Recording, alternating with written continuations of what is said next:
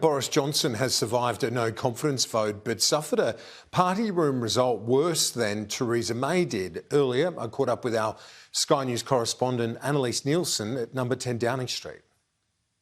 Annalise, there wasn't a clear result for Boris Johnson, so what happens next?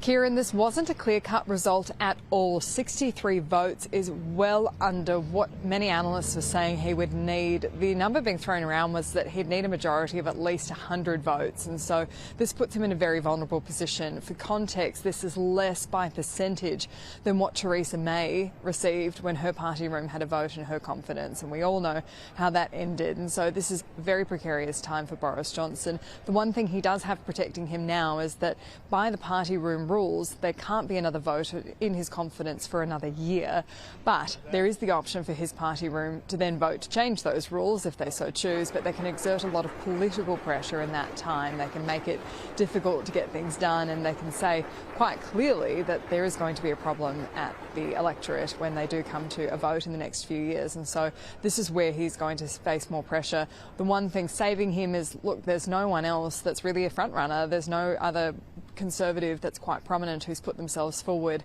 that would have that support, and the process of getting a Conservative leader up is quite drawn out. It does take months. It's its own little race to get to those two people on the ballot before they vote for him, but this is, many are saying, the beginning of the end for Boris Johnson. He's a lot more optimistic. Before this vote was called, his office was on the front foot spitting this as a positive. They were saying that this is going to silence all the speculation that's been going for months about his leadership since this all came out about the Downing Street parties, and they've said that this is really a creation of the press, putting it back on the media here.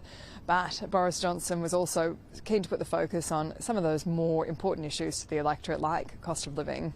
I think this is a very good result for politics and for the country. I do. Just in this sense, I think it's a convincing result, a decisive result, and what it means is that as a government we can move on and focus on the stuff that I think really matters to people. And what triggered this spill to happen now?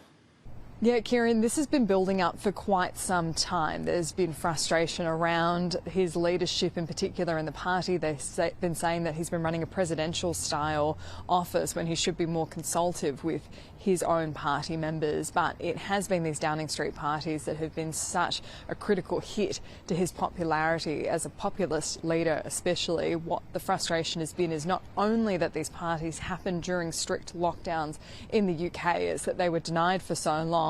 All of this stuff has been dripping out about photos and evidence about what happened at Downing Street, really salacious details about these parties happening during such strict lockdowns, but then also this representation he made to Parliament about the parties, not knowing about them. Then when the evidence came up, not only is he now in trouble for potentially misleading Parliament, but it's seen as the cover-up, not the crime. So this is where he's having the major issues, and this has come to a head in the last week because he did attend the service of Thanksgiving as part of the Coronation Jubilee celebrations, and it's there when he arrived with his wife Kerry as they were walking up the stairs. I was there at the time, and you could hear the crowd boo very loudly, and it came across on the tapes as well.